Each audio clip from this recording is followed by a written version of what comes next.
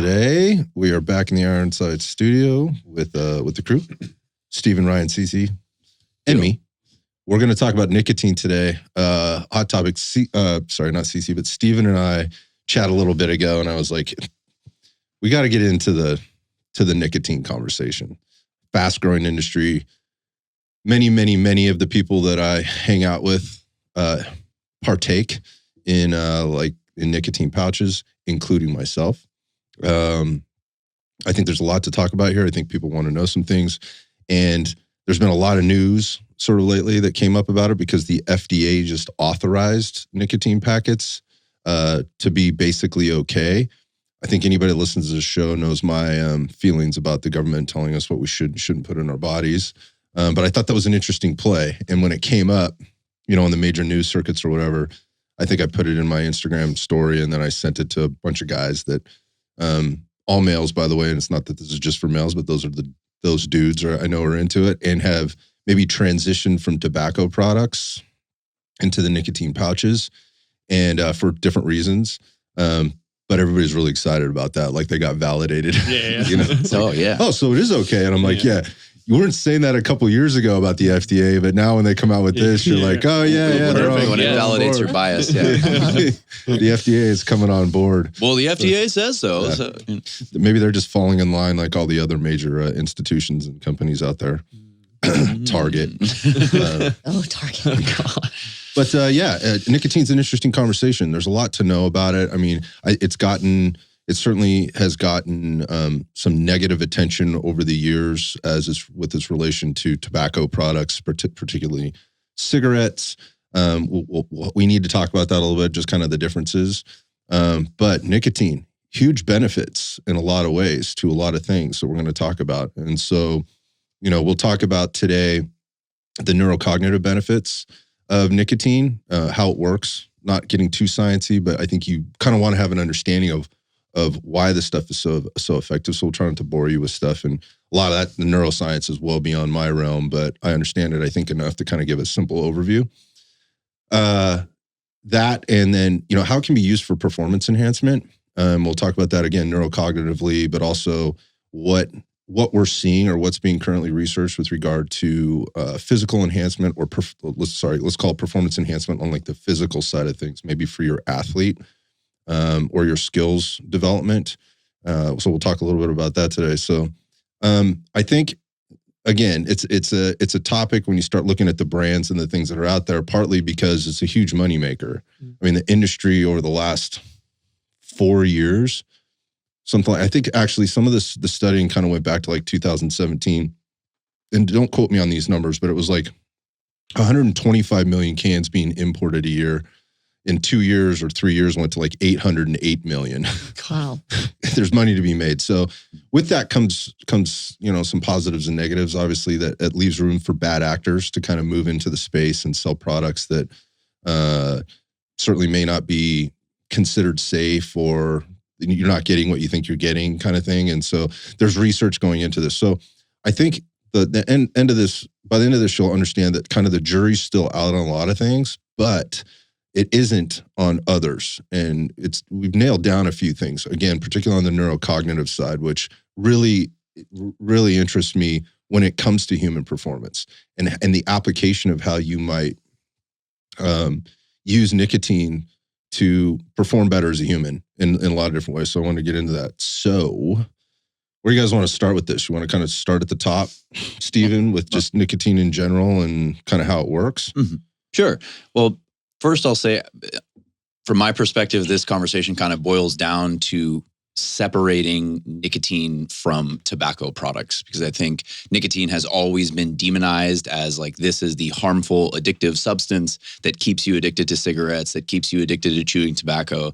All of these tobacco products that are pretty much verified bad for you. It's more or less irrefutable evidence. Science is out. Yeah, that cigarettes, chewing tobacco, not good for you. So I think the conversation boils down to what happens when we isolate nicotine from everything else that's in a cigarette, from everything else that comes with a tobacco product. And when we look at nicotine in isolation, which is not new, like this has been researched since I believe like the 60s or 70s. I found an article from 1991 talking about the potential cognitive benefits of nicotine in isolation. So I think that's important to create that boundary that we're not saying cigarettes are good for you because they have nicotine in them. When we remove the nicotine and use it on its own, it could be beneficial for you. So nicotine is it's a stimulant. So a lot of the benefits we see as far as the cognitive side of things are in line with other types of stimulants. So there are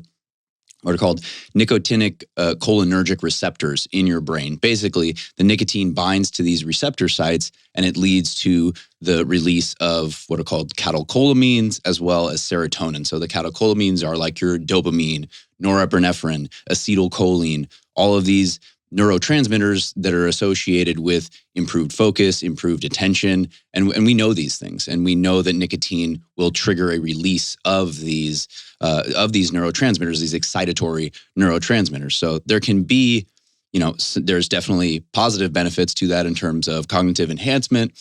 And I think the next part of the conversation is, okay, well, what about side effects? Right. What could this do to me long term?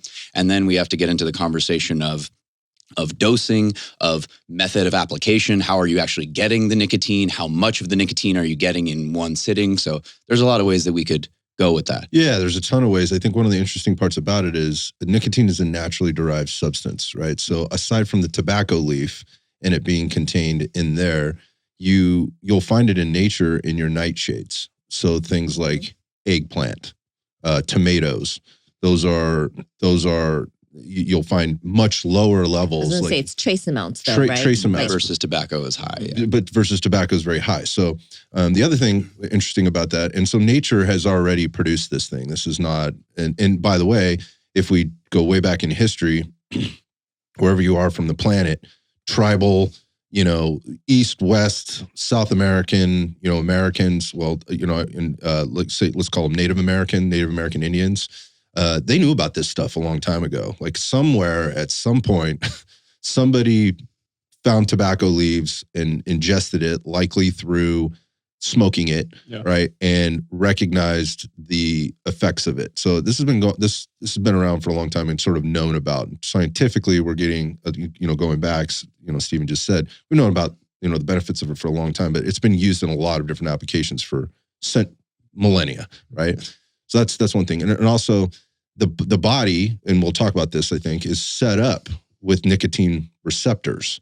So they're just not stimulated by those. Most people would never stimulate those through the ingestion of those of bell peppers, bell peppers and tomatoes and eggplants and things like that. So we're hard coded as humans to receive this stuff, and there's a very natural reaction that happens chemically in the body and from a metabolic perspective, and how that happens is interesting.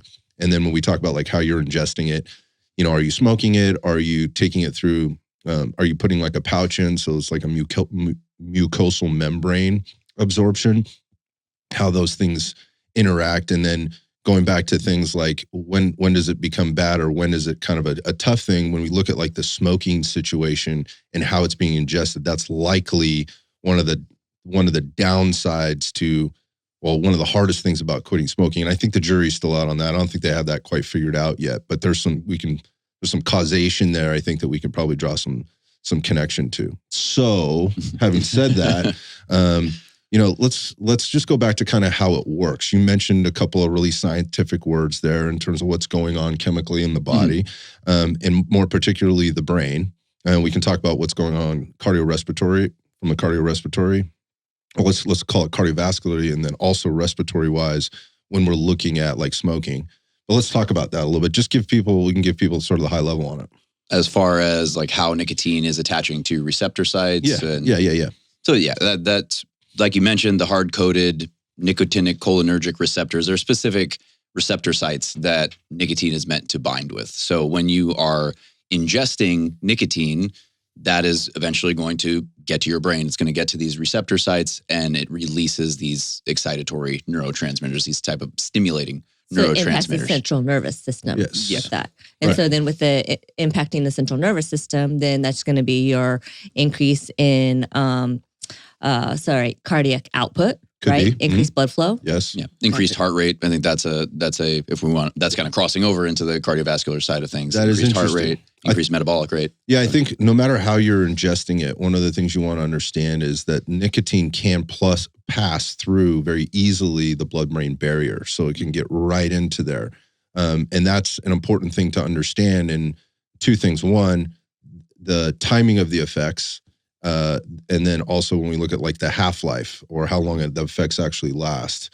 Again, that's related to a lot of things. But yep, go on with the nicotine. Well, yeah, I think that kind of leads me in the direction of when you talk about half-life, when you talk about dosing, things like that, and you talked about the different methods of application. So, the question could be, okay, well, this was my question. When I heard about Zyn being FDA approved as a nicotine replacement therapy, I thought, why is this a big deal? Like, we've had nicotine patches and we've had nicotine gum for so long. Yeah. We separated the nicotine from the tobacco a long time ago. Why is this? What's the difference here? And as I was getting into it a little bit more, I started to see the difference in the dosage or the hit of nicotine you get in cigarettes versus in a pouch versus in a patch versus in gum. And that is important, not only for the half-life and the effects and how quickly you're feeling the effects, but also the addiction potential there, like how big of a dose you're getting and how fast you're getting that dose and how immediately you're feeling those effects and how long you're feeling those effects has a direct effect on how addictive the substance could be. So the cigarettes, you're getting a much larger dose of nicotine per cigarette than you are with like a nicotine patch or a nicotine gum. And it seems like the pouches are kind of somewhere in between. There's like a sweet spot where people are getting the sensation, the high that they're looking for, but it's not as big as if they were smoking a cigarette. Yeah. So yeah, totally makes sense. Thanks. I think the people looking for numbers and what do you mean high versus low? So I think cigarettes, you can get up to like 15 milligrams of nicotine in a cigarette up to, whereas most of these pouches are in the 3 to 6 milligrams, sometimes a size 8. I mean, if you go overseas, there are get some stiff ones. They get some, like 100, type. Yeah, exactly. Ryan's going, he's already thrown up in his mouth a little bit. The nausea is setting in. Yeah. So there is dosage is a thing, and then the delivery system. Again, going through the mucosal membranes of your mouth, right? And then being transferred into the brain to get it to do what it does versus smoking it. You're heating it up. So that has an impact when you're smoking, and you're taking it directly into the lungs, which gets directly into the bloodstream, which then gets directly to the brain. So not only are you getting a larger hit, you're getting it faster and in a heavier dose. And so that, and we'll talk about the effects here and what you're feeling and what's going on here in a second, but you're going to get that rush or that feeling, the feelings that we'll talk about much faster, right? And so that could be probably one of the reasons why cigarettes are so addictive is the what you're feeling, how fast you're feeling it, and the intensity at which you're feeling that. It could be part of the oral fixation piece. People can want to talk about that. There's still a lot of research going on out there. They use these pouches for nicotine replacement therapy, as it's called, NRT. And again, the jury's still out on that, is like, how helpful is it really? And so there's a lot of people doing a lot of stuff with that. But then, like, you go to one of the things that's important to talk about is what are you onboarding when you're in these different applications? So the pouch versus dip, or chew versus the cigarette. And when we're looking at tobacco and you're actually smoking the tobacco leaf or ingesting the tobacco leaf in some way, I think it's like there's like 69 chemicals that have been identified like in the tobacco leaf alone. And several of those, I want to say it's like at least eight are known to be carcinogenic. So already we're playing in kind of, I don't want to call it danger zone, but that should be a concern. Red flag. A red flag if you're smoking. And then take that to the next level when you're smoking it and all the things that smoke does to the alveoli, which are those cells that exchange the oxygen with the blood inside the lung tissue, and what you're onboarding, with that smoke.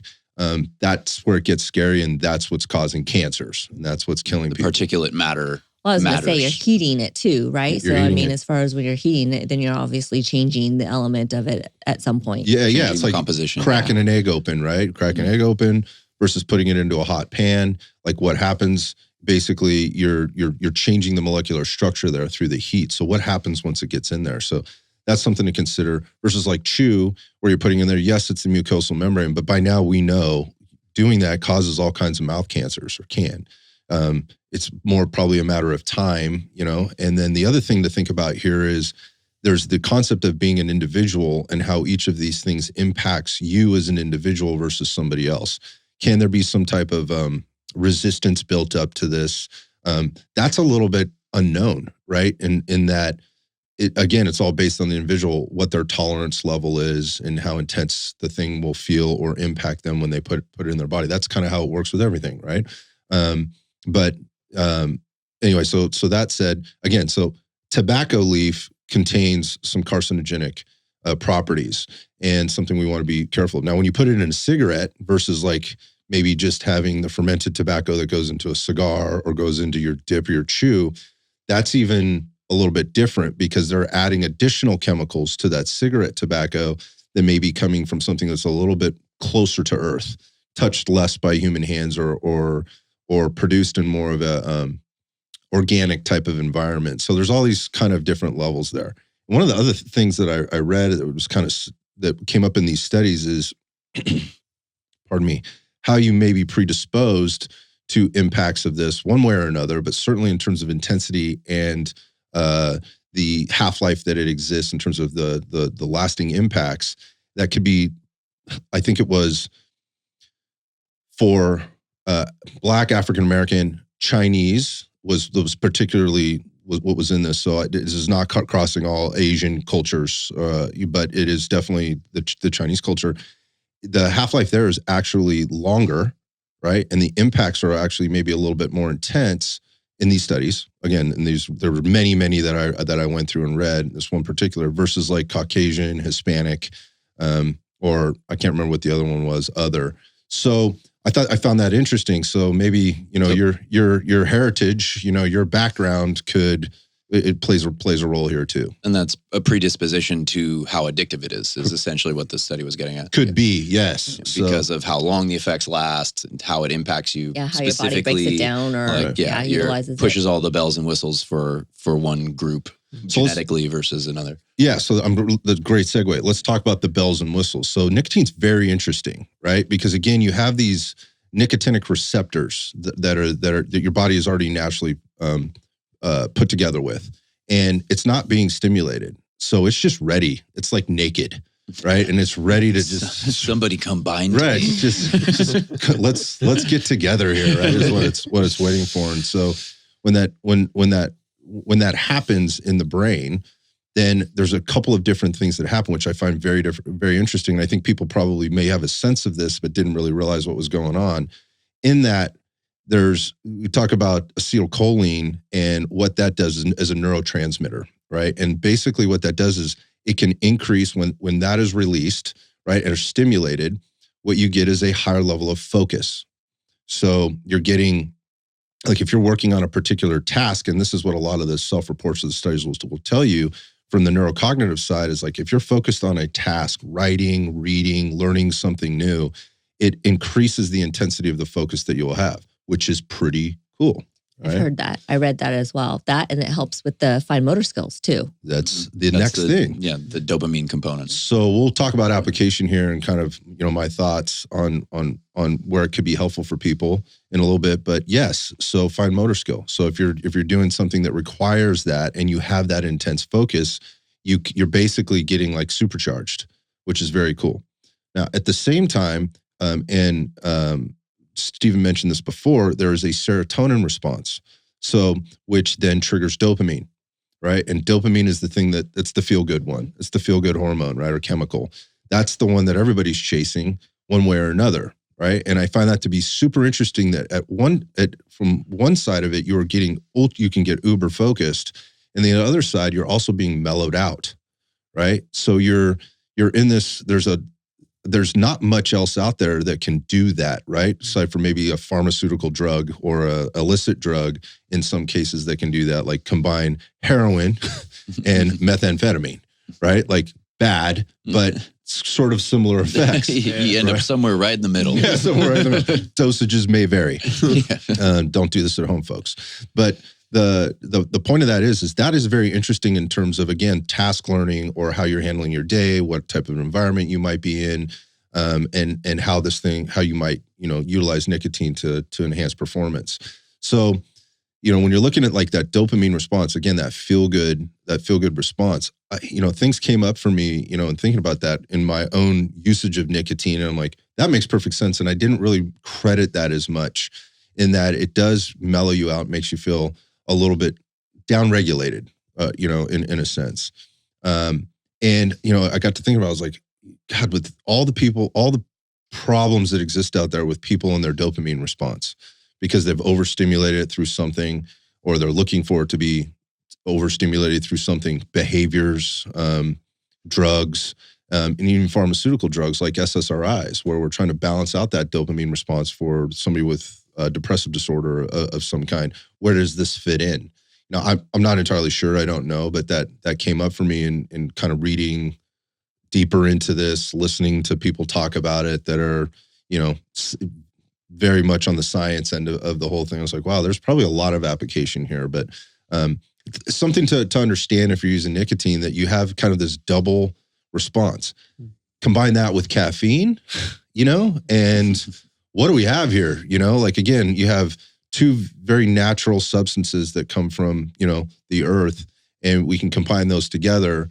And again, caffeine being a highly studied ergogenic aid, right? As well as neurocognitive, there's some neurocognitive benefit there at some level. Put those two things together, and you're kind of like hitting the afterburner button. The interesting part is, like, how long does it last again? And like, who does it impact? Can that have a negative side effect? I was going to use a larger word, but can that have a negative side effect over time? Like, if I'm, we've talked about before, like if I'm pushing that caffeine button over and over and over again, eventually I'm not going to get the same response. So I think when it comes to the combination, I thought of that as well when I was looking. I hadn't really looked much into nicotine prior to this conversation, so I was looking into it more. I was thinking this is somewhat similar to caffeine in terms of how this can be utilized, and where that, finding that boundary between where this is a performance or a cognitive enhancer, and when we kind of cross over to the other side of it being potentially harmful. Sounds like a strong word, but yeah, where you can get to the point of diminishing returns. Yeah, so how often you're using it and how much. You're almost like a crutch or dependency on. Yeah. In order for me to get ready, I have to, use the stimulant, ingest these stimulants or these substances. So again, nicotine being an interesting one, where caffeine is more known as a stimulant. Nicotine is both a stimulant in a neurocognitive way from a focus perspective, but the dopamine response creates this sense of relaxation. You get like a euphoria from nicotine that you don't get from caffeine. Yep. In my personal experience. So when people say it's a high, they get like the high or whatever, it's kind of like a buzz, depending on how, again, you got to keep in mind here, and I won't quit saying this, there's this concept of individuality. So each person is affected differently. Yeah, that's what I mean, I'm really absorbing a lot of what you guys are saying with this. And my experience with nicotine, I've actually never done things like a pouch or anything like that. It's been in other forms, and I've kind of had honestly like a love-hate with it. I feel things really strongly generally, even with caffeine or other substances. And so it's kind of, I was thinking when we first were talking about how it almost being like an upregulator, that it like increased heart rate, things like that. But then it almost, it's had a weird effect, and it might honestly just been the dosage I was taking. It almost made me like a little foggy. It almost makes me feel like kind of sedated too. Kind of stuck. Yeah. So that's where I've like struggled with, like, again, and maybe it's like the dosage or the individuality. And because I tend to feel substances really aggressively, like even like we've talked about some of the different aids. There's even like a focus aid that when I drink those, I feel very wired in a weird way. And so I've never really played with it too, but I wonder, like, if that's mainly just like the dosage that I've been using and things like that, because it hasn't been an effect where like, oh, I feel really good. I like this. I want more of this. It's been something that's almost turned me off from it. I'd be curious as far as like the method of how you were ingesting it. Yeah, that as was well. my question too. Yeah, was this like a hookah or something like that? Yeah, I mean, I've ever done like a hookah, or even like you'll feel a little bit from a cigar. I've ever a vape or something like that. Yeah, but I've never done chew or anything like that, or a pouch. So, but there's some other things I happening. wonder if there's also mechanisms with those as well, those forms. Yeah, probably. Versus the pouch. Probably, again, and I think that has to do, again, concept of individuality and the intensity at which your body reacts to it. Yeah. There's some other, so we're talking about sort of sympathetic, parasympathetic nervous systems and kind of what's going on. There's some other downstream things that are happening there too from a cardiovascular perspective. Nicotine is known to be a vasoconstrictor, right? So in general, that's what it's known for. So it actually makes the blood vessels a little smaller. So as that happens, you could get an increased heart rate and blood pressure, right? So that is a very natural response to this type of a substance and kind of what's going on in there. And how does that interplay with, performance? Yeah. And there's been a lot of, study. There's been, I don't want to say a lot. There's been quite a few, and I think there'll be quite a few more in terms of like, how would that impact you on a, like in a human performance perspective in like at athletics or an event, from a cardiorespiratory perspective, if you're more of an endurance athlete, and or, from an anaerobic perspective, if you're more of a weightlifter or, short sprint type of athlete. I actually came across some articles talking about that as far as the impact of nicotine on athletes, endurance athletes, and then also power athletes, and then rate of perceived exertion for those individuals. And I thought that information was really interesting because the jury's still out as far as the performance aspect. However, the rate of perceived exertion, it seems like the trend is that individuals, I think maybe it has to do more with the dopamine response, but the rate of perceived exertion, they can go longer. I think it was like 12 or 17% more to their time of exhaustion. Right. So there's I guess, what's the term I'm looking for here? What you're feeling is like their threshold is a little deeper, right? They can go a little longer, and so there's actually there were some other things in there that I read in some of those papers, those published or in peer-reviewed articles about pain thresholds being a little higher as well, with the use of nicotine, and those were largely done around the gum, by the way. There were some pouches and there was a lot of stuff done with the gum, because Stephen mentioned it. We have it in the form of, you can get in the form of vape, tobacco products, smoking them, chewing them. There's snuff and snus. There's the dip, or there's the powdered form that you might be inhaling nasally or whatever, or smoking. And then there's I mentioned the gum. There's lozenges, and then obviously the pouches. So they're all coming with various. And those are different delivery systems, so those play into it here. But there are all these different forms. And again, what are we taking in? We're taking in, like in the pouch, what you've got is nicotine, which is basically made up of like a nicotine salt, right?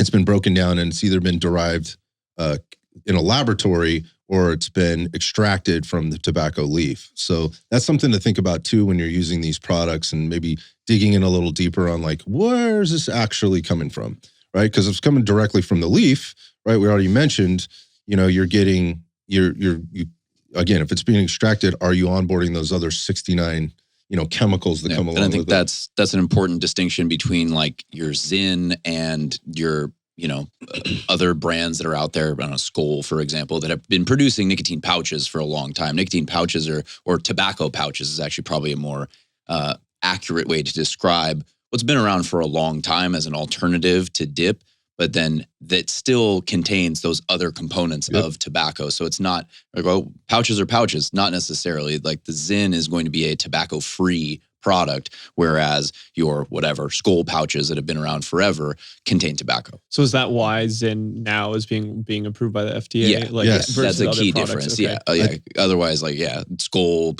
Copenhagen, all these other brands, but we've been producing pouches for 20 years or more. This isn't new, right? So Zyn is synthesized in a lab, basically. No, it's being, or is it derived from tobacco? It's being derived. So, so you've got there's a couple things here. all the brands do something a little bit differently. You probably want to know who you're getting your stuff from. I have read I won't say this is a peer reviewed article, but there was some comparison in a quote unquote independent lab, which is always paid for by the product companies, just like these studies are, where some brands were quote unquote cleaner than others. And I'll just say this, Zyn wound up there sort of, I think, at the top of the list, as we're mentioning that brand a lot. I'm not paid by Zyn. We're not paid by Zyn. I do use Zyns. You want to sponsor the podcast? Let me know. I'd be happy to have a conversation with you. Business is booming. Business is business. But at the but there's those things to consider. Yeah.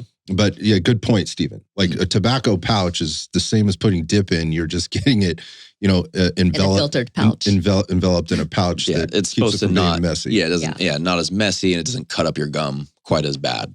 Right. At least in my personal experience. I always had this weird fear because I've had friends who chewed, and obviously they have some random cup just sitting there with their spit in the it. spitter. And I always had this nightmare that I would one day be like, oh, my Diet Coke, and I would accidentally go. Oh, it happens. Oh, I've seen it happen. You've seen people. I would yak. Yeah. The nightmare scenario is like you've had a long night of drinking and you're in bed and you reach for the nightstand to grab your water because you're so thirsty in the middle of the night and you grab the wrong one.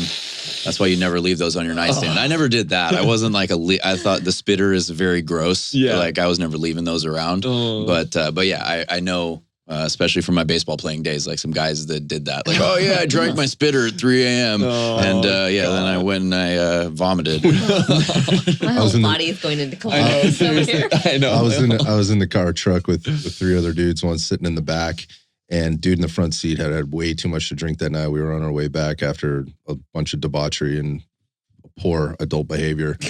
And the guy driving was sober. The two of us in the back had a few. The guy in the front had, like I said, in the passenger seat had way too many. Reached over into the console thinking he was grabbing something that it wasn't. It was in a can. And he drank that stuff, and we let it happen. We saw it going down, and we let it happen, and it was immediate throwing up on the floorboard of the car and pulling over to the side of the road.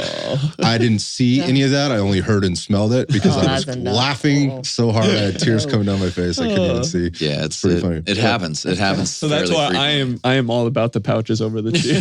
So I don't have to deal with that. So there's something to be said for that too, and just kind of the discreetness of the pouches. So whether you're working in an office setting, you're in a classroom, you're at work, whatever the case is, like you can, with these pouches, it makes it less messy. Yeah, a little more socially accessible or acceptable rather. Yeah, it's not, you don't have all this like brown spit that you're putting in. Not as gross in your mouth, all that. While we're on the topic of dudes being dudes, here's another thing to consider. Vasoconstrictor, it can reduce penis girth because it can restrict.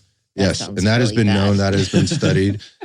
Again, effects may vary based on user, but something to think about. Like on chronic use or like an acute effect? Just an acute effect. Okay. So we should talk about that. So that acute effect, the half-life of it is actually very short, which then, again, going back to cigarettes or just the effect of nicotine, it's very short. It's like maybe 1 to 2 hours for people. It can be even shorter. It can be, you're going to feel the effects within 30 minutes. For some people, it's kind of right away. Some people, it's within the first few. The intensity kind of builds and then it drops off. That is, those receptors have now been sort of overloaded. They've done their thing and they are done, kind of thing. So that's why you'll feel that buzz, if you will, or that the feelings that you get from it, and then it dissipates. Yeah. So, again, going back to smokers, and you're talking about the rush that they get immediately because they've heated it up. It's going through the lungs, directed through the airways into the bloodstream, and the amount of nicotine they're getting. This probably speaks to the chain smoking event. Like I'm constantly looking for that you get rush, that peak and crash, and yeah. So, in terms of how much you should use, I'm not here to give people dosages or whatever in terms of what's safe and what isn't safe. I don't think that's really known, but if you're going through a can of pouches a day, you might want to have a look at that. Well, one of the articles you sent was kind of with the intention of people weaning off of trying to get off of things like cigarettes, and it was talking about why Zins are a little bit, in theory, more successful is because they kind of produce that same kind of ebb and flow that's similar to a cigarette, where it kind of hits as quickly, lasts about as long. It's more similar versus things like the gum and the pouches and things like that. That doesn't, even though you're getting the nicotine, it doesn't feel the same, where that feels more similar as one of the articles. It produces more satisfaction. So I think that was, what you're referring to in that article was that, the Zins are producing more satisfaction. So if somebody is trying to wean off of cigarettes using Zin or wean off of dip using Zin, they're going to get a more similar satisfaction, and therefore they'll stick to it versus the gum or the patches where they may not get that same feel. Fuck it, I'm just going to go back to cigarettes. I have a question. I have a question regarding that, because I don't know with the gum or with the patches, what's the dose like for the gum? Because I know with the Zins or the nicotine pouches, you can get them in different milligrams. Yeah. Can you do that with gum? I believe so. Yeah, I believe from what I was reading, it was like 2 to 4 milligrams for the gum and the patches. Whereas the Zins, I know they come in a 3, they come in a 6, not in an 8 as well. Do they make an 8? Not here. Maybe not. I can't get them here if they have them. But then the cigarette is like 10 to 15. So you're getting a much smaller dosage out of the patch and out of the gum. And I think part of the idea of that too is to like, okay, let's try to wean you off of such a high nicotine dosage. Yeah. But if adherence is not happening, then it's not going to be successful. Right. So we didn't bring up the patches and all the applications either earlier. You just brought it up. Like nicotine patches have been in use for a very long time. Yeah. I know there was something with California of like restricting with Zins or the amount or like what flavor. Does this have like any impact on the FDA stuff? Or I mean, no, I think that the jury's out, because to be clear, it's not been quote unquote approved. It's been quote unquote authorized. Okay. So by the FDA. Okay. So I think that leaves room for, federalism to take over, and people can kind of do what they want. But to your point, like I can't get, we are restricted to flavorless tobacco products here in this county and in most of the state, I believe. I believe it's the whole state. Well, that's why Juul went out, right? Of Correct. business. Yeah. Correct. So you shut California down, and that obviously impacts the tobacco industry quite significantly. But yeah, like if you walk into a store here, for people listening that aren't in California, this might sound wild to you, but we cannot get like wintergreen, spearmint, those kind of things in those products. There are stores that sell them. They're not supposed to be, but they do it because it's not being well regulated. Yeah. But the point is you're getting like a very, like from a flavor perspective, they have like these really low flavored, you're still getting the same nicotine impact.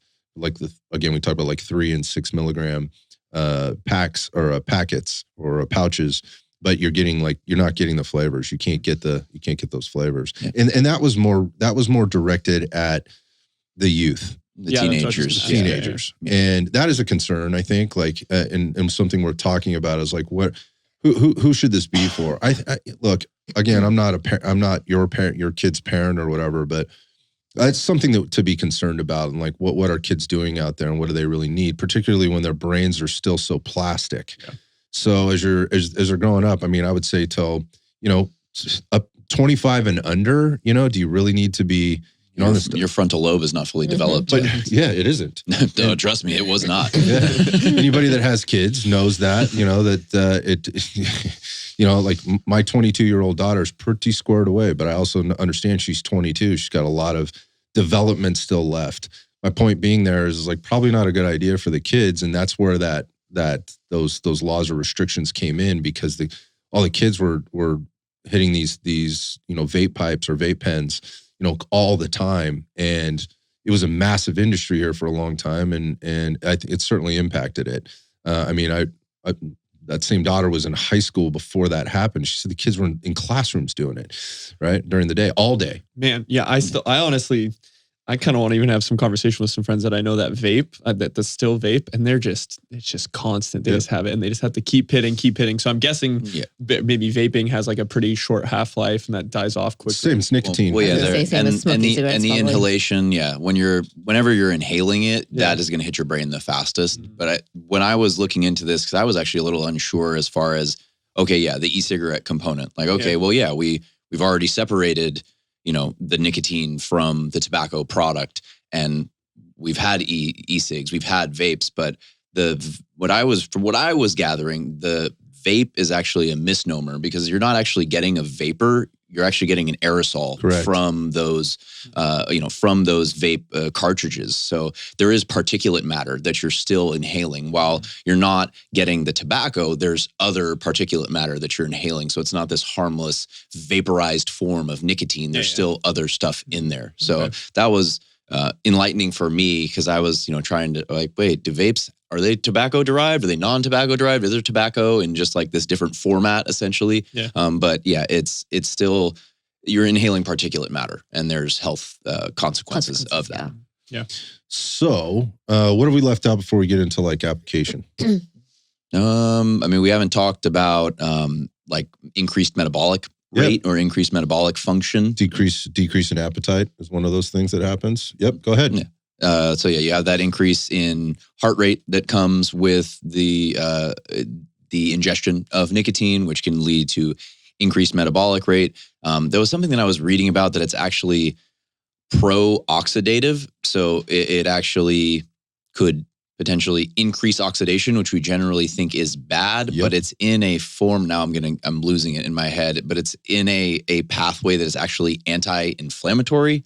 And in that way, it can actually aid fat burning. There was a few things, I'm getting it mixed up here, but there was a fat burning component, increased lipolysis or increased fat burning came up in what I was reading about. But yeah, there could be potential,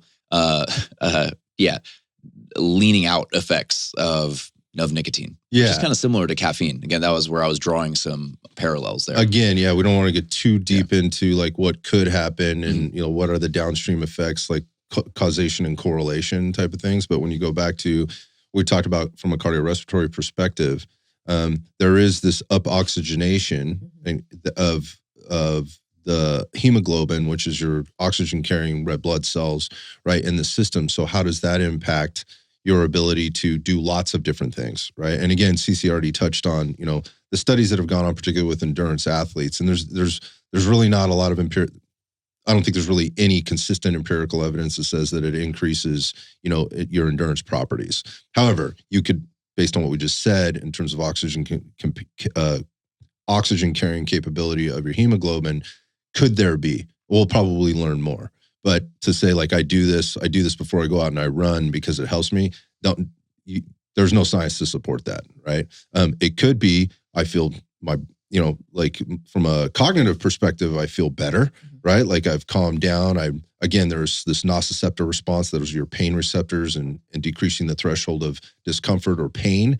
Could that be helpful? For sure. So, but again, to say that, using nicotine before an endurance event is helping you from a cardiorespiratory perspective, can't say that yet.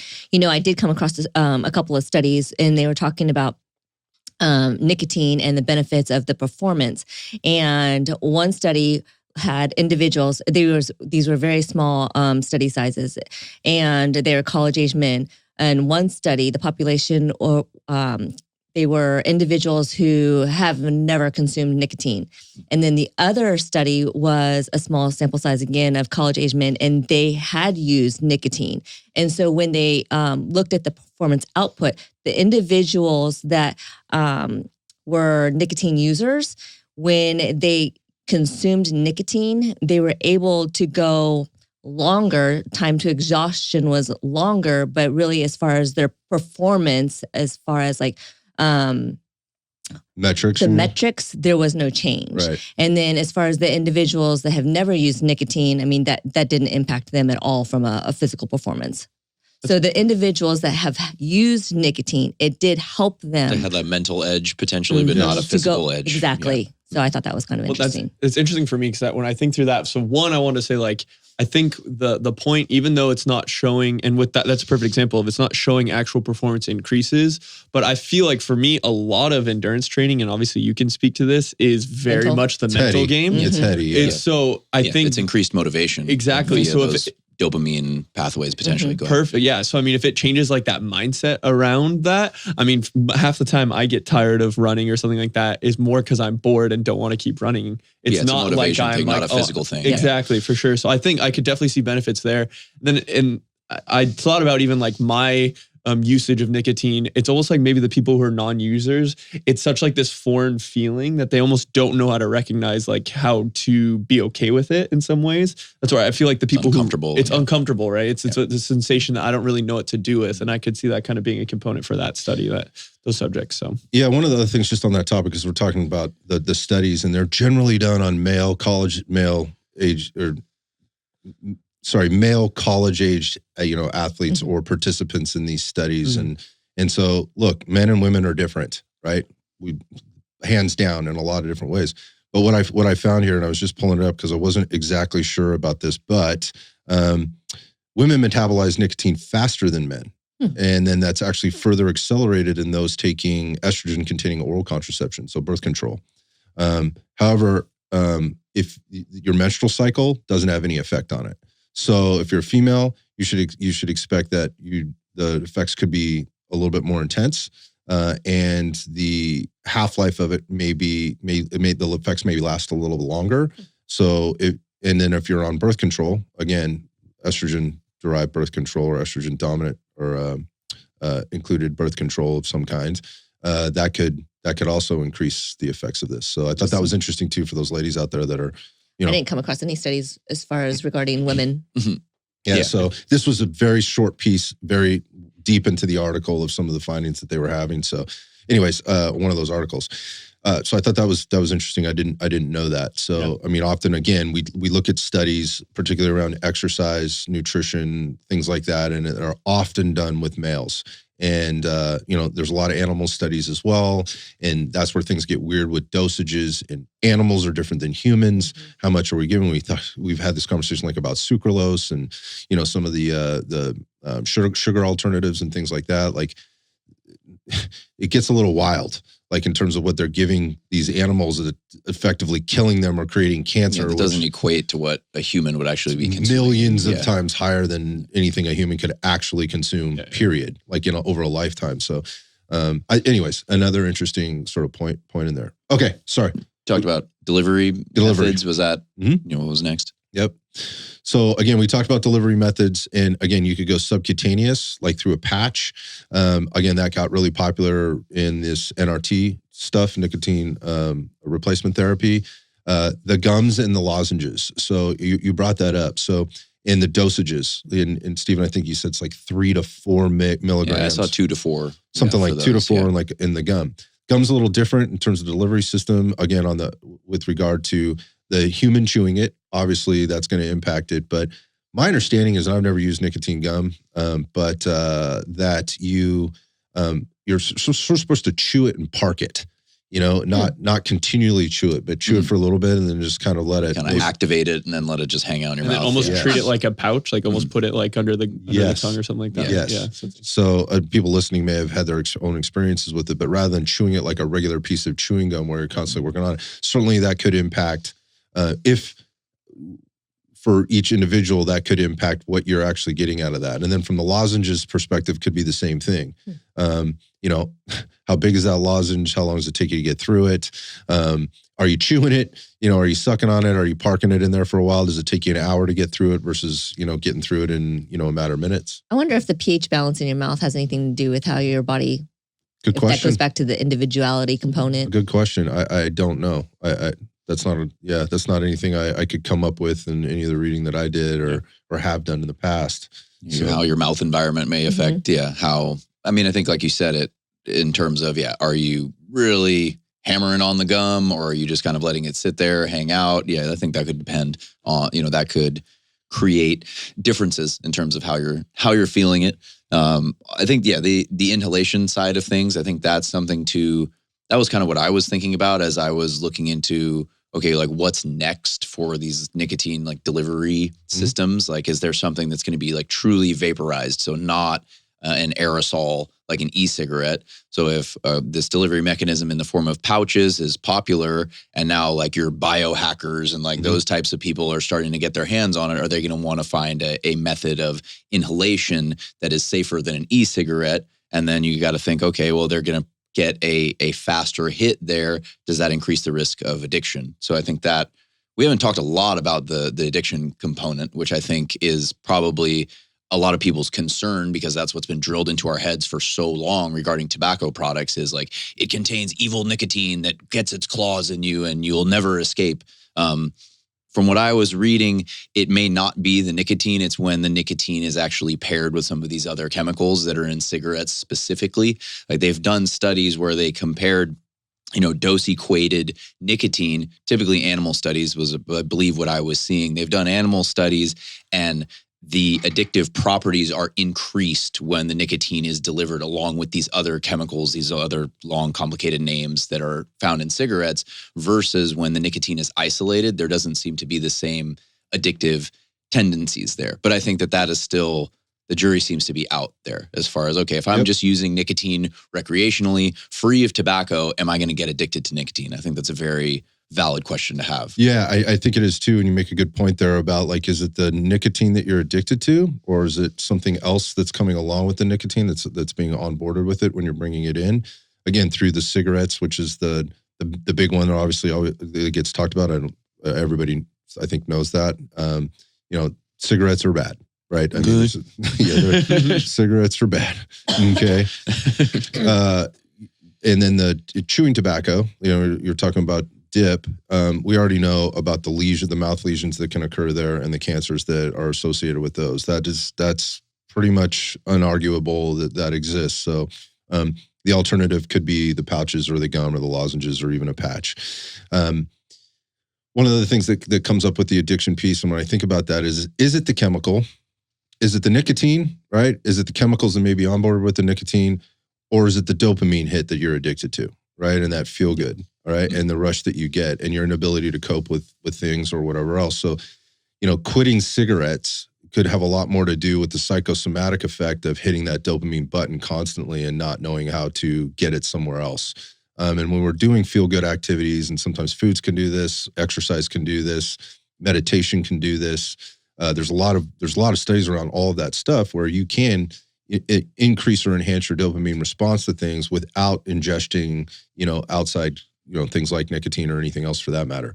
So again, like with this addiction problem and how to solve it, there's not a formula for this. Like some might argue that, NRT clinics or whatever that are really working for it, they probably have more like groups of people that they can kind of assess who's a candidate for this type of therapy versus, or this type of application of therapy versus this type of application of therapy, which happens across the board with anything, with any kind of treatment to anything. Not everybody responds the same to everything. So, I tried the patches and it doesn't work. Well, what's the movie Scrooge? Did you guys ever see that? Where Bill Murray, the guy comes out from behind the set with this little mouse in his hand. And he says, I can't get the antlers to stay on the mouse. They're trying to do this thing. He goes, well, have you tried staples? Right. So the point is like, have you tried something else? Yeah. Right. What else have you done? Yeah. There are other applications of this. Well, and I think about it too. So, I kind of what you're saying about it being taught as like something that gets your claws in you. And that's like the whole persona around it. There's other substances like certain, like, let's say like painkillers or even things like alcohol, where your body, if you're a chronic user and you are addicted to that, your body almost starts to run on that. There's a physical dependence. There's a physical dependency, right? Yeah. So if you, for 100 to 0, someone like that could actually like kill that individual. Mm-hmm. So is there not those same components, or is that still like an unknown nicotine? I think that's TBD as far as, is there a physical dependence that's formed? Like I said, it seems to be kind of similar, at least from what I was gathering in my Dr. Google, with caffeine. Like, is there a physical dependence on caffeine? I have heard some people say that when they stop caffeine, they do have like a physical withdrawal. Yeah, that's usually the criteria. Like when you try to withdraw, is there physical symptoms? Yeah. And as far as the nicotine goes, when people usually quit cigarettes and things like that, you hear about like the irritability. You hear about a lack of, a low mood, lack of motivation. Is that a mental, emotional withdrawal, or is that a physical withdrawal? It could be a little bit of both. Yeah. So I think, it seems like, the jury is still out there as far as like, does this create physical dependence? Yeah. Or is it just a mental thing? Yeah. And then what happens with that mental thing versus physical thing in terms of behaviors and what drives behaviors? Like if you're feeling anxious, chemically or just, again, there's a psychosomatic response to whatever this is, and again, I don't know what it is. I don't think a lot of people have it figured out. What do you do? What do you do when you feel stressed, right? Yeah. Do you over-exercise? Do you stop eating? Do you eat more, right? Do you engage in some other activity or behavior that could be construed as unhealthy or healthy, right? Those kind of things. I think you've got to replace something, right? Yeah. And that's generally, people are usually replacing, at least at the beginning of their journey, are often replacing one addictive behavior with another. So, what are those things? Again, it's based on individuals and, their level and how intense those things are for them and how it's impacting their life. I don't know. But so yeah, certainly TBD, I think. Well, that just made me kind of think of like a personal anecdote from my personal use of chewing tobacco. I definitely fell into the cliche baseball player using dip, but I didn't really like using it while I was playing. When I would find myself using it more often, especially as I got later in my career and I was just pitching, and when you're a pitcher, you throw, you run, and then you do what is called shag. So you stand in the outfield while the position players are hitting, and you run around and catch the balls and throw them back in. You're a ball collector, basically. As you can imagine, that gets boring. So that was prime dip time. That was like we made like a tea party out of it, essentially. Like, all right, we're gonna go shag. Like, one for you, and one for you, and one for you, and now just let's stand out here and bullshit. Yeah. So it was a matter of the boredom versus I wasn't throwing a dip in because I wanted to increase my performance. I actually hated pitching with a dip in. It made me feel weird. Yeah. It made me feel anxious. Sometimes I could do it in practice, but in a game, I was never using it while I was playing. Yeah. But when I was just bored at practice or bored on the bus going somewhere, that would be when it would be happening. So that was my boredom coping mechanism. Yeah, I think there's something else to be said here too, and that is, my friends know me to be a cigar snob. Something that I enjoy and partake in, and for a long time, for several years, let's just say I'll self-diagnose as having a pretty nasty habit. Like there was a time there where it was 2 a day, right? For quite some time, people were like, what the fuck, right? 2 a day. It's expensive too, by the way, if you're a cigar snob. Yeah. If you ever get into that, just beware. You're going down a slippery slope there. I haven't smoked cigars in months. We just came back from SHOT Show. I caught up on months worth of cigar smoking while I was there with my friends in Vegas, where you can smoke everywhere and everybody's kind of doing that. But my point in bringing that up was, for me, it was more of a ritual. And that could be a thing too, in terms of changing your ritual or adjusting your rituals. And mine was, at the end of the day, I would go out and walk the dog. That was my downtime that was my time to downregulate, maybe strap on a podcast and try and pull in some information, some educational information or even entertainment, but mostly educational. I would throw on podcasts about all kinds of stuff, with finance, leadership, learning about some industry that I had never heard of or something like that, and trying to, take it in, and I would smoke while I would do that. I haven't done that in months. And right about the time I started using nicotine pouches. So interestingly, I cannot draw, is that the causation for me not to do that? But I have to tell you, it wasn't something that was hard for me to do. I didn't even think about it. I just stopped doing it. And so I bring that up. There's a ritual to things. Sometimes that ritual could be drinking. Sometimes it could be something else. people have their morning rituals and the things they do, and long drives, whatever it is. Coffee. That can be part of it too. And replacing that, or versus just quitting it. There's quitting, and then there's and just not doing it at all, and then there's replacing it with something. And this might be this could be something that somebody tries to replace that ritual. When every time I go out and drink, we were talking to somebody the other day, and I was asking him about caffeine or whatever. Did you need caffeine? Because we had some on board, and we were talking about smoke. Somehow smoking came up. He's like, nah, I don't smoke. He goes, except when I was in the Marine Corps, seemed every time we'd go out and drink, somehow I would wind up with a pack of cigarettes in my pocket at the end of the night. And it was more kind of a ritual thing. It's just other people were doing it. It's kind of what we did. We sat around, everybody calms down. They're all getting their dopamine hit. They're sitting around chatting or whatever. And that's just kind of what happens. So there's things to consider there. Is this an addiction? Is it a ritual? What are you feeling in effects there? I don't want to go too deep in that rabbit hole, but that's just my personal anecdote to a couple things. And I got to tell you, I feel better about not smoking as many cigars, right?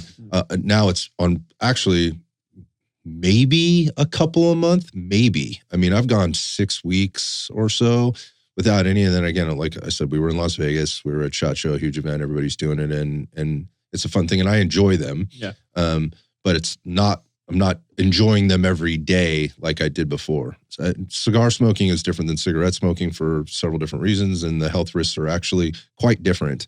I did get into it after a while. I kind of dipped into like, how much damage am I potentially doing to myself? And when you look at the cigar process, or the cigar making process, the growing of the leaf, depending on where you're getting those from, the growing of the leaves, the processing of them, basically from farm to mouth, farm to table kind of thing, it's way different than cigarettes, right? And so you're probably not being exposed to all the additional chemicals that come along with the tobacco. And in terms of the inhalation that you're doing, I don't know too many people that are directly inhaling cigar smoke from the tobacco leaf right into their lungs, right? It's not, you are certainly inhaling it through your nose and you're being around the smoke, but it is probably a different intensity level in terms of volume and intensity. So, okay.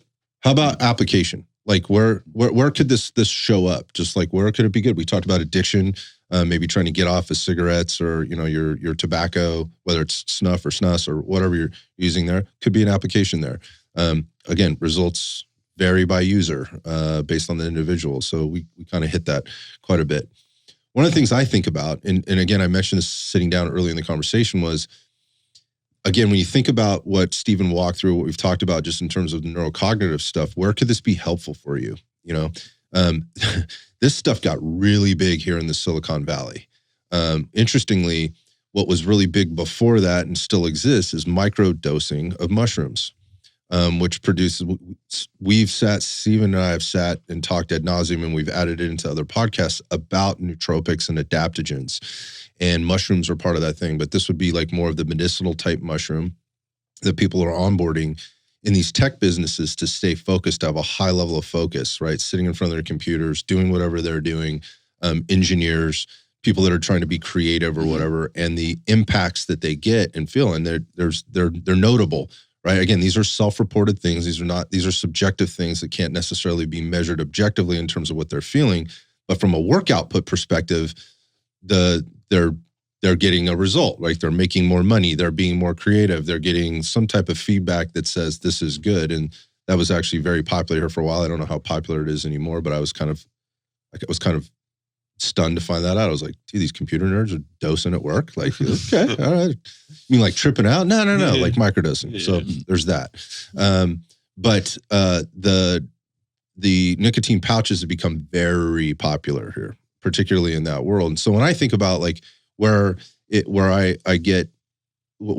utilize them, and when I say that, I mean like from a very deliberate kind of way. If I'm getting on a conference call with somebody to do like an assessment or get into like I'm involved in a lot of things, and we do a lot of video chats where we're working through business planning or whatever else. That's a time where I want to be focused and sharp. And I can tell you, it's almost like we talk about like the nootropic effects of some of these other supplements and naturally derived substances that are out there. You feel more switched on, right? And if that means, if being more switched on could impact your capability and productivity in the job that you have or the thing that you do, that could be an application. Like you're trying to learn something new, like reading something new or studying something new or working on a project that really needs your very close attention, again, in terms of creative, math, whatever the thing is, it could definitely be, If you're just dumb at math, I'm not sure it's going to help you. CeCe always said, I'm not that kind of Asian. She doesn't do math too good. But that could be a time and a place for that. Like people use, again, microdosing mushrooms or even Adderall. That's where my mind was going as far as like the intense focus for an extended period of time, and caffeine as well. I mean, everything that you were describing sounded like things that people use caffeine for as well. 100%. I need to focus, I need to learn, I need to study. Let me make sure I got that coffee on board or whatever caffeine. So when you do something like that, when you put your nicotine pouches in before you get on for a meeting, do you have a crash with it at all? No, that's the thing. So it just kind of wears off, right? And you'll notice a little bit of that. There's, again, the half-life on it is generally fairly short. 1 to 2 hours is what they say for people. But I got to tell you, at times, like I'm like 45 minutes in and I'm like, yeah, that's gone. This one's done. How do you know? Toss it. What's that? How do you know it's done? There's I don't want to say it's palpable, but again, with consistency, you know when you're kind of switched on and switched off. And so I just can tell. I just know. Yeah, like, maybe like a leveling off. Yeah, stuff, but it's not a crash. It's not like, oh, I need to recharge the batteries. Oh, there's 2 more in my mouth or something like that. No, it's not like that at all. It's more like, I think the reminder, if you've left them in for that long, let's say they're in for an hour and a half, you recognize maybe you're getting a little flavor out of the flavored ones or whatever, but you're recognizing you're not getting the impacts, you're not feeling the impacts that you were feeling in the first 15 minutes.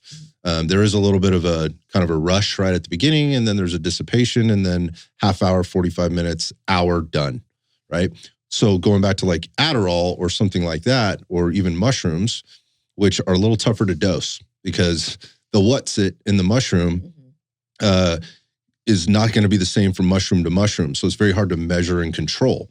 On the pharmaceutical side, when you're taking a pharmaceutical drug like Adderall, that is one of those things is once it's in there, it ain't coming out. And again, people can be affected differently, and that could be a good thing or a bad thing. Some it might last longer depending on your dosage and how your body responds to it. But this is much more controllable in terms of the knowns that we have. Again, the brain can only, the receptors are only, can only be stimulated for so long. And then again, because of the half-life of the nicotine in and of itself, or the chemicals, with the chemical within the nicotine and how that interaction happens. So it kind of wears off, and it's not like there's no crash to it. There's definitely a buildup. There's no crash. So, I mean, that's one app. Those are a couple of applications that you might think about. You mentioned like the fine motor skills, right? And learning a new skill. So for my shooters out there. Yeah, we got to cover that. We're definitely covering that because a lot of my friends are shooters. I thought you were going to say your crochet club. Yeah. I don't know. When I think about that, I think about a bunch of old ladies, sitting around crocheting. And they're like, zooming on blankets. They're doing a blanket and a 30-minute crochet session. Hammering out like quilts. Yeah. Maybe. No, I don't know. But so for my shooters out there, the place I think about this is like shooting in and of itself, or practicing shooting, like the fundamentals of shooting. And I'm not including like intense movement, like if you're running around on the range or like doing a sort of like a stage. But even here, it might work if you're in competition shooting. There may be application here because it's so short. You're not really physically exerting yourself.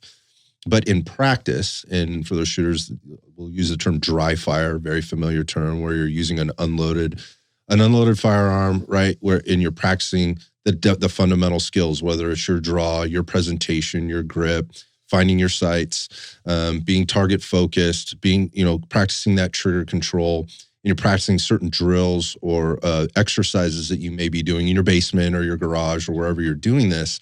So when you think about the intense focus, the relaxation, like anybody that's ever done anything like this, like shooting in general, but does it like for competition or whatever, you got to be relaxed. Going in with a bunch of tension is not good because that will translate into, basically the firearm's a tool or an extension of you, and whatever your body does and whatever inputs you put in that gun is going to come out on paper, the target right in front of you.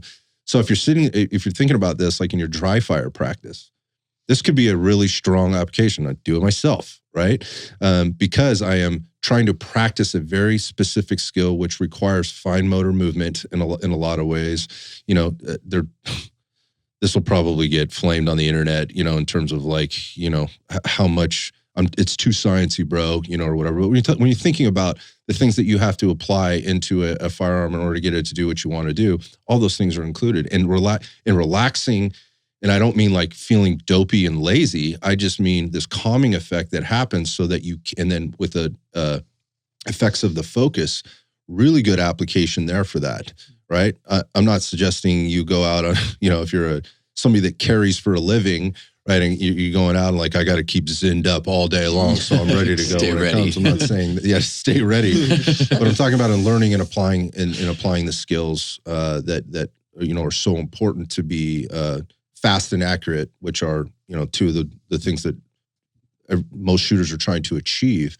What a great application for that. So dudes, my friends that are listening to me now I've just justified for you why it's okay for you to spend $5.5, $6.5 on a can of Zyn every day, right, or whatever, and then go dry fire practice. So now you can tell your wife Scott said so. That's it. So it's Do that approved. versus drinking and doing that. 100%. I mean, that's the worst thing you could do. First off, firearms and alcohol, never, ever. But at the same time, like, no, that's exactly the opposite thing you want to be doing if you're trying to practice and refine a skill set, right? That has all the things we've talked about, just 180 that, and that's what you get from alcohol, right? The other interesting thing about this with the, so when we're going back to the dopamine effect, and Steven's talked about this one before with nicotine, is actually reduces GABA. You want to talk about GABA real quick? Yeah, I believe was it?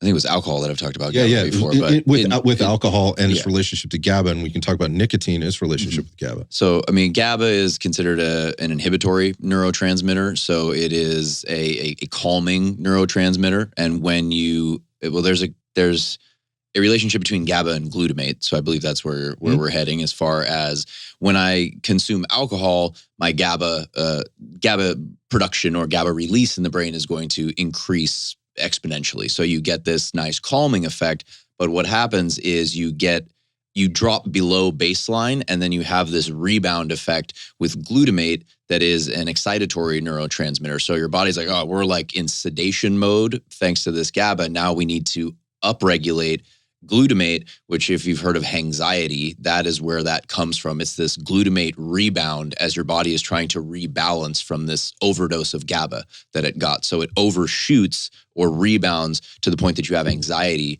from the alcohol that you consumed the night before. So you said the nicotine it decreases down regulation. Down regulates GABA, which would then potentially lead to an increase in glutamate and an increase in focus. You got it. And that fine motor control. But along the fine motor control, just to sneak this in here, because I think it's important as far as the clinical applications of nicotine, is because of that potential improvement in fine motor control. There have been studies looking at nicotine and Parkinson's, and nicotine actually reducing the tremors that people experience due to Parkinson's. So if you think about that, and again, this might be more justification for your can of Zyn a day, if nicotine is being used to reduce the massive tremors that people get from Parkinson's disease, imagine how it might be able to steady your hand. Right. Yeah. And so many things. So we could come up with a million examples. I just wanted to bring up a few. But going back to like the workout piece and where it may or may not help, again, you're not going to go out there and instantly lift, 100 more pounds on your bench press, or, 50 more kilos on your snatch. But the point there being is what we talked about is that focus that you get maybe going into it. Again, you're trying to down-regulate a little bit from a long day at work. You got that hour commute, that half hour or that hour between the time you get off work to the time you strap on your workout shoes and you hit the floor. Hey, maybe it's a good idea. You'd have to experiment with it and find out for yourself, because the half-life, again, is going to be short enough to where it's out of your system to so to speak, by the time you're hitting the workout floor in that amount of time. I'm not suggesting you run around with Zyns in your mouth while you're snatching and cleaning and jerking or whatever. If you want to do that, go ahead. That's up to you. But remember what we said about vasoconstriction, right? And if you're trying to, but also there's this thing with the blood carrying capacity of the hemoglobin that could be enhanced, when you're going into this. And how do you leverage that? I don't know. I don't want to say, because I have no freaking idea. I wouldn't go there and say it could be basically most of the studies, almost all the studies that I read, there's insufficient evidence to say that nicotine is an ergogenic aid in any way. But when you think about all the things that we brought to the table, could it help you with regard to your output or your mental clarity, focus in terms, and you mentioned the word earlier, CeCe, and that was intention in going out there in terms of like, okay, I was able to kind of clear my head, get focused on the thing that's in front of me today and get after it. Maybe. So anyways, that's a lot on nicotine. I learned a lot in prepping for this, way more than I already knew. I learned a ton from you guys today. And those were really great questions. Any other questions before we stop? I don't think so. I don't think so. I think it's, yeah. All right. So no for the kids. Yes for the mental clarity and focus. Certainly yes in terms of experimenting with it if you're looking to maybe get away from cigarettes or chew. or dip. Absolutely, for all the negative things that come along with that.